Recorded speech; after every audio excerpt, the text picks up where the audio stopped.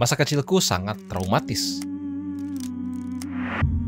Untuk balas dendam pada ibuku, ibu tiriku menyiksaku. Secara fisik, mental, aku disiksa.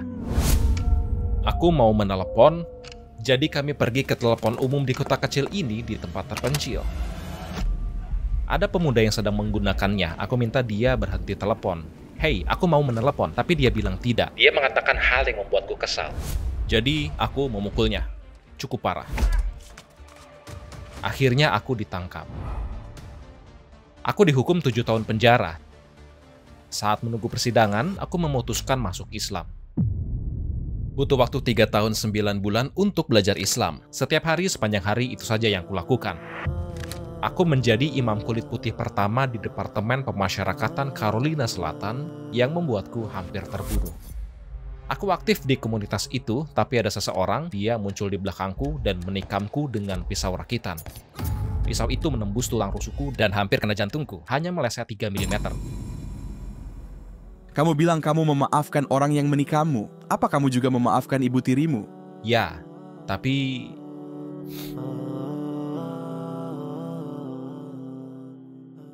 Assalamualaikum Yusha Evans. Terima kasih telah menerima undangan kami. Senang sekali kamu bisa hadir. Aku ingin mulai dengan siapa Yusha Evans. Bisa kamu ceritakan tentang hidupmu? Siapa Yusha Evans? Aku juga sering bertanya pada diri sendiri. Aku lahir dan tumbuh di Greenville, Carolina Selatan. Dibesarkan secara Kristen, tumbuh di gereja. Aku ingin jadi pendeta pemuda, pendeta Kristen, dan mulai mencari agama lain, tapi tidak menemukannya. Akhirnya, aku terjerumus di kehidupan jalanan. Aku masuk Islam saat umur 18 tahun. Sejak itu, tujuan hidupku adalah membantu orang sebanyak mungkin untuk memahami Islam. Aku memulai Liga Video Gamers saat pandemi, Liga Gamers Muslim. Aku main video game dengan anakku dan aku sudah main sejak kecil. Aku suka membuat mobil balap, mobil muscle. Jadi aku mencoba jadi orang yang serba bisa sambil tetap sadar bahwa aku manusia, seperti kita semua. Bagaimana kehidupan beragamamu dulu? Apa yang kamu yakini? Sebelum Islam, aku dibesarkan sebagai Kristen Metodis, versi Kristen yang sangat formal. Bukan seperti yang kamu bayangkan. Jika kamu pergi ke gereja, banyak teriakan, lompatan, dan jeritan. Ini lebih formal, mirip misa Katolik. Itulah yang membuatku ingin jadi bagian pelayanan Kristen.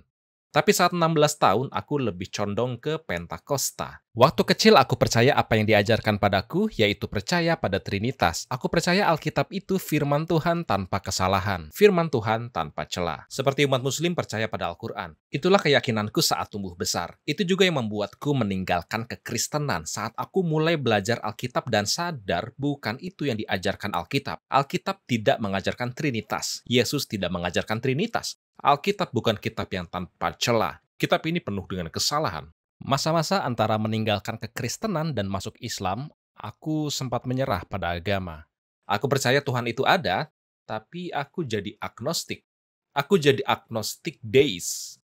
Aku tidak berpikir Tuhan itu tidak ada, karena aku melihat sekelilingku. Kakekku selalu mengajarkan bahwa tidak ada lukisan tanpa pelukis, ya kan? Jadi keberadaan ini tidak mungkin ada tanpa penyebab keberadaannya. Jadi aku selalu percaya pada Tuhan, tapi aku berpendapat bahwa Tuhan menciptakan dunia dan membiarkannya begitu saja. Dia menciptakan semuanya tapi tidak punya dampak. Dia membiarkannya. Ya, hanya menciptakan dan membiarkannya. Aku mulai agak kecewa dengan Tuhan.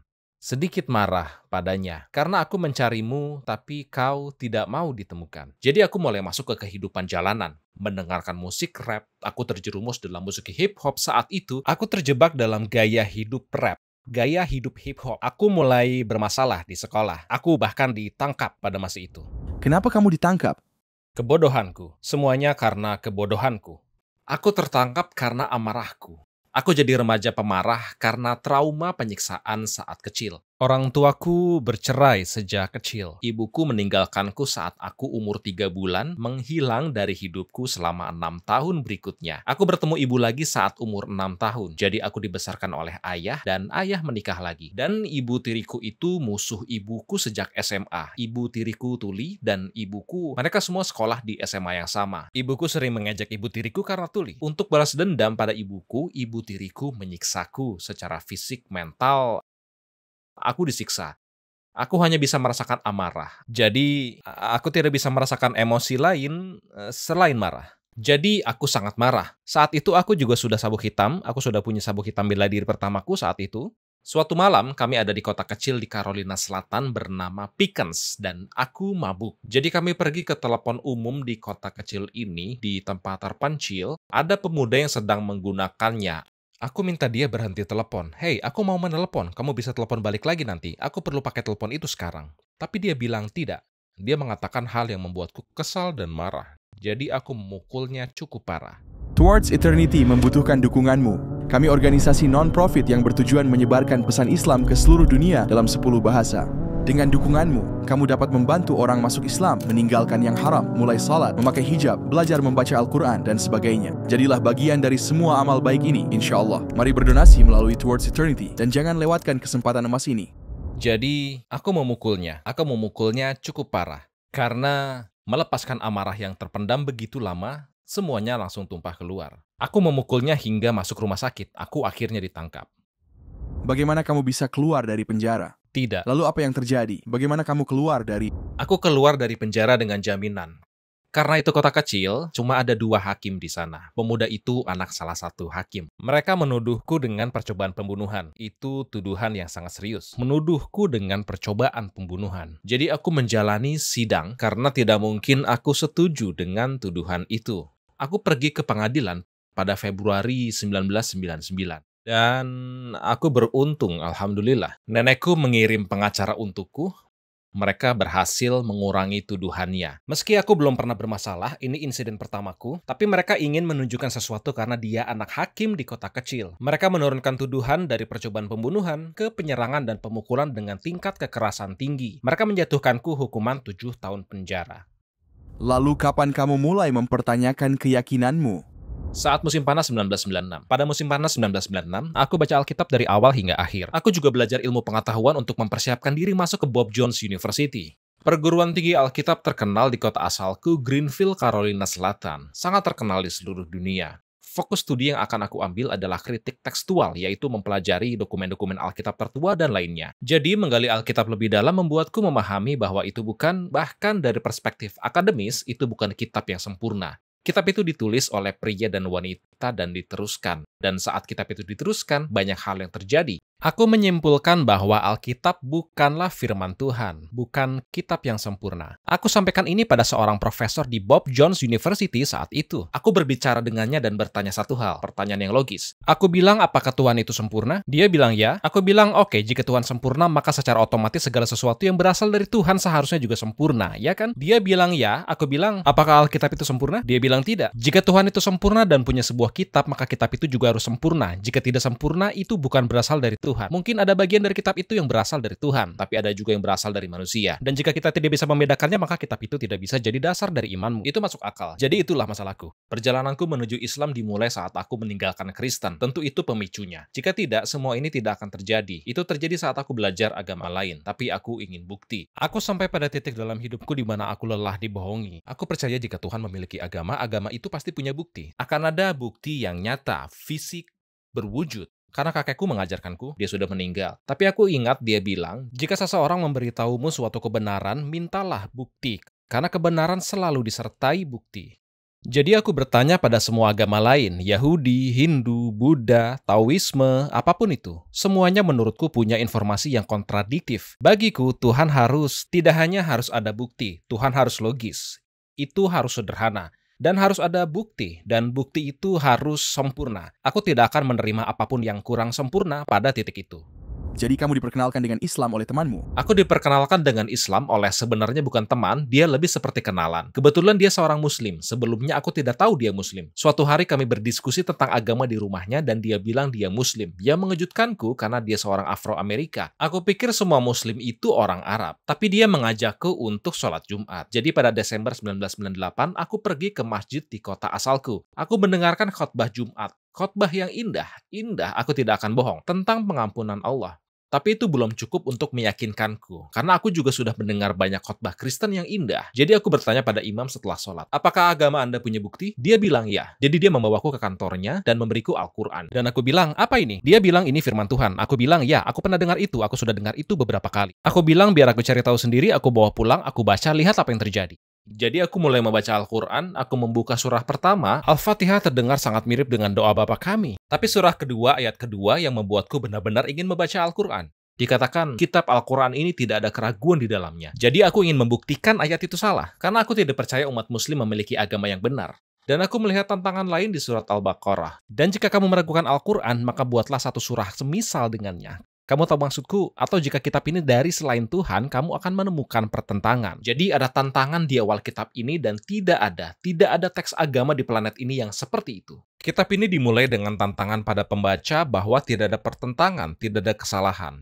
Cobalah, buktikan. Dan aku mengambil tantangan itu dengan serius. Jadi aku menghabiskan seluruh akhir pekan membaca Al-Quran dari awal hingga akhir. Dari Jumat malam sampai Minggu. Saat aku selesai pada hari Minggu, aku menjadi Muslim. Bahkan saat membaca pertama itu, ya, aku belum. Bahkan para ulama Al-Quran tidak bisa mencakup semuanya dan aku membacanya dalam bahasa Inggris. Ada sesuatu tentang buku itu yang aku merasakan ini yang benar. Karena kitab ini membicarakan semua nabi, tapi tidak membahas omong kosong dalam Alkitab tentang para nabi. Kamu tahu? Ada banyak cerita gila tentang para nabi dalam Alkitab. Kitab ini membicarakan Tuhan yang Esa. Kitab ini membicarakan Yesus dan pesannya dan apa yang diajarkan. Ini sama seperti yang ada dalam Alkitab. Itu begitu sederhana. Ada bagian aku kurang paham, tapi banyak hal yang cukup jelas. Tuhan itu Esa dan dia yang pantas disembah. Ini yang aku percayai dari Alkitab. Aku terus mencoba memberitahu orang-orang saat aku mempelajari kekristenan bahwa dalam perjanjian lama Tuhan bilang bahwa dia itu Esa. Al-Quran mengatakan hal yang sama. Lalu saat aku sampai di bagian akhir, katakanlah dia adalah Allah yang Maha Esa. Inilah kitab yang benar, inilah yang seharusnya ada di sana. Jadi hari Senin aku kembali dan jadi seorang Muslim. Lalu pada hari Jumat aku bersyahadat di depan publik pada bulan Desember 1998. Bagaimana perasaanmu saat bersyahadat? Itu bukan sebuah perasaan yang bisa dijelaskan dengan kata-kata. Seperti itu bukan sulit untuk dijelaskan. Rasanya seperti mencoba menjelaskan kelahiran anak pertamamu. Seperti itu tidak ada kata yang pantas untuk itu. Lebih seperti aku menemukan tempatku. Paham maksudku? Hatiku merasa sebuah lubang yang sudah ada lama di jiwaku, lubang itu akhirnya terisi. Karena sebelumnya aku mencoba mengisinya dengan banyak hal lain. Kekristenan sempat ada di sana dan ya, jalanan, pesta atau apapun, aku jelaskan pada orang-orang coba mengisi. Setiap orang punya lubang di jiwanya tanpa Islam karena itu fitrah kita. Dan aku coba memberitahu orang-orang bahwa jika kamu mencoba mengisi lubang itu dengan selain Islam, seperti pergi ke pantai dan mencoba mengisi lautan dengan pasir.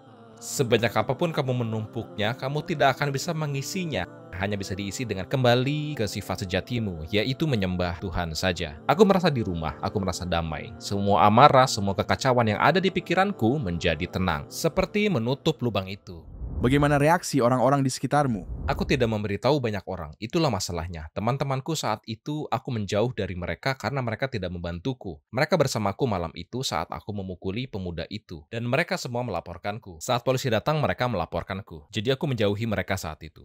Nenekku dan ayahku, aku tidak memberitahu mereka aku menjadi Muslim pada awalnya. Aku mulai memperbaiki hidupku. Setelah sekitar sebulan, nenekku melihat ada yang berbeda. Dia bilang, ada yang berubah, kamu tidak seperti dulu. Sekarang aku lebih baik, sopan, membantu lebih banyak, mencoba melakukan hal benar. Dia bilang, apa yang berubah? Aku bilang, aku sudah menjadi Muslim. Dia bilang, aku tidak begitu setuju, tapi jika itu membuatmu seperti ini, tetaplah seperti itu. Dan ayahku bilang, kamu sudah dewasa, bisa membuat keputusan sendiri. Hiduplah dengan keputusanmu. Aku menjadi Muslim selama 25 tahun, aku masih ngobrol dengan ayahku, aku berdakwah pada ayah selama 25 tahun. Dia belum menerima Islam. Semoga Allah memberinya petunjuk.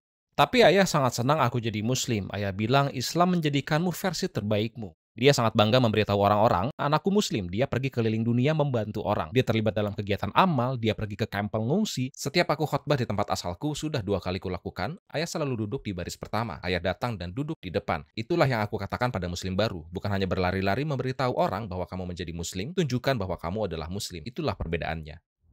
Pernahkah kamu mengalami peristiwa di mana kamu merasa memiliki hubungan khusus dengan Allah? Saat aku keluar dari penjara, salah satu syaratnya adalah aku harus tetap bekerja. Jika aku dipecat karena hal yang kulakukan, akan dianggap melanggar masa percobaan. Dan aku harus kembali ke penjara selama 2 tahun. Jadi saat keluar dari penjara, aku bekerja di bidang konstruksi. Pada Jumat pertama, aku bilang bosku bahwa saat semua orang makan siang, ada waktu makan siang selama 1 jam. Aku bilang daripada makan siang, aku akan pergi. Itu sekitar 3 mil dari tempat kerja. Aku bilang aku akan pergi sholat Jumat. Karena mereka tahu aku Muslim dan sering melihatku sholat di tempat kerja, aku bilang aku akan pergi sholat Jumat. Dan dia bilang kamu tidak diizinkan untuk meninggalkan tempat kerja. Aku bilang itu bukan, aku sebenarnya tidak meminta izin. Aku memberitahu apa yang akan kulakukan. Dia bilang, jika pergi, kamu dipecat, dianggap mengundurkan diri. Jadi aku punya pilihan untuk tetap di pekerjaan dan melanggar perintah Allah, atau sholat Jumat.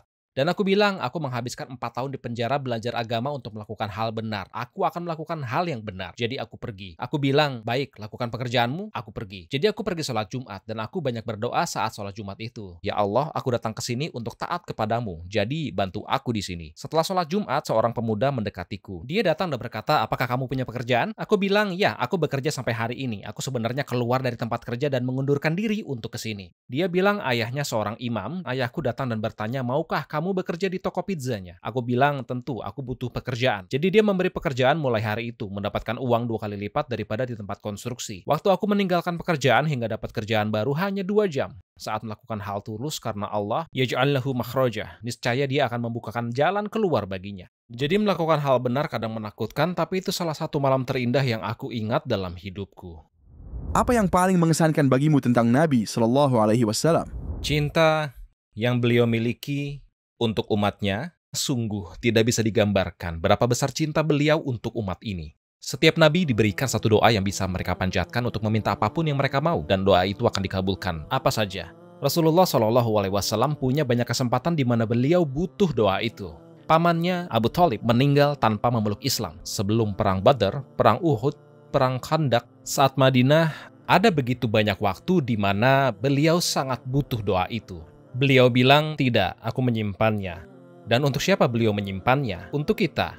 Nabi bilang, aku menyimpannya untuk kalian. Pada hari kiamat, Allah akan meminta beliau untuk maju dan beliau akan sujud. Kita tahu cerita terkenal ini. Beliau akan berada di sana entah berapa lama, dan Allah akan berkata padanya, bangunlah dan mintalah kepadaku, karena engkau telah menahan doa ini. Allah tahu beliau masih menyimpannya, engkau telah menahan doa ini. Jadi sekarang apa yang kau inginkan? Ada banyak hal yang bisa beliau minta, tapi apa yang akan beliau katakan? Umati.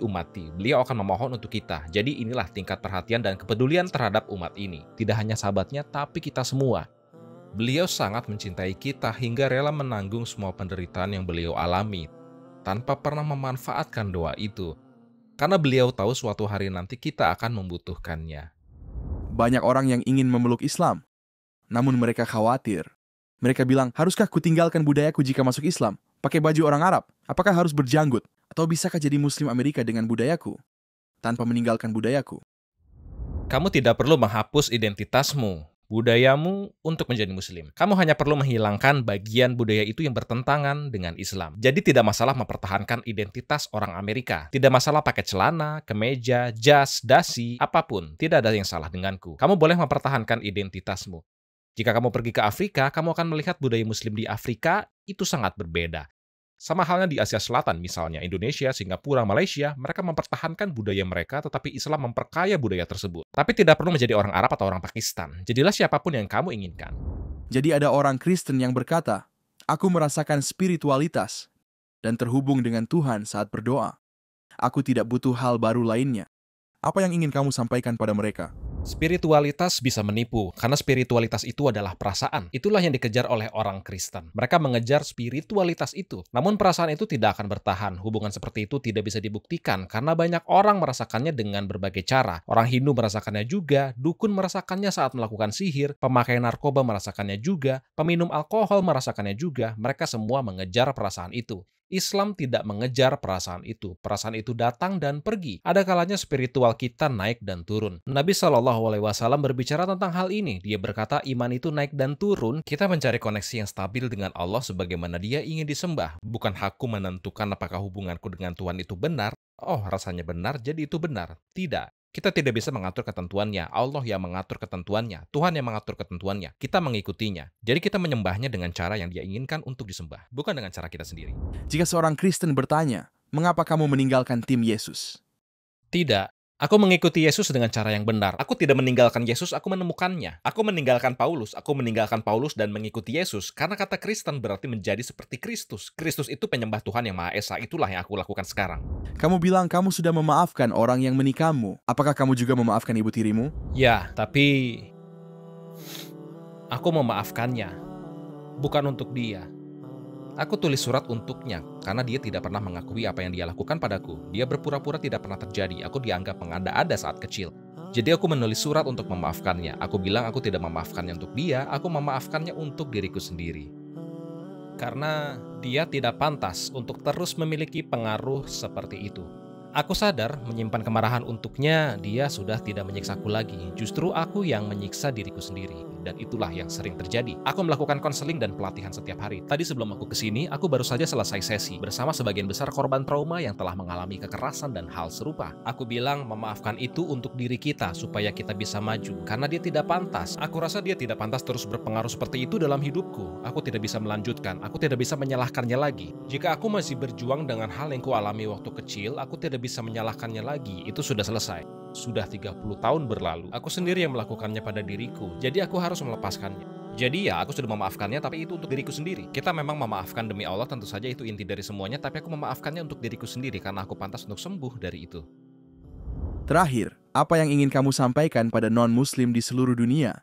Jika kamu punya waktu dan kesempatan. Aku akan bilang carilah jiwamu sendiri dan sadar bahwa segala sesuatu di dunia ini ada tujuannya. Tidak ada di dunia ini yang tidak memiliki tujuan, termasuk dirimu sendiri. Kamu di sini karena suatu alasan dan tujuan itu harus ditemukan. Kamu harus tahu apa tujuanmu dan tujuan itu adalah untuk menyembah Tuhan yang menciptakanmu.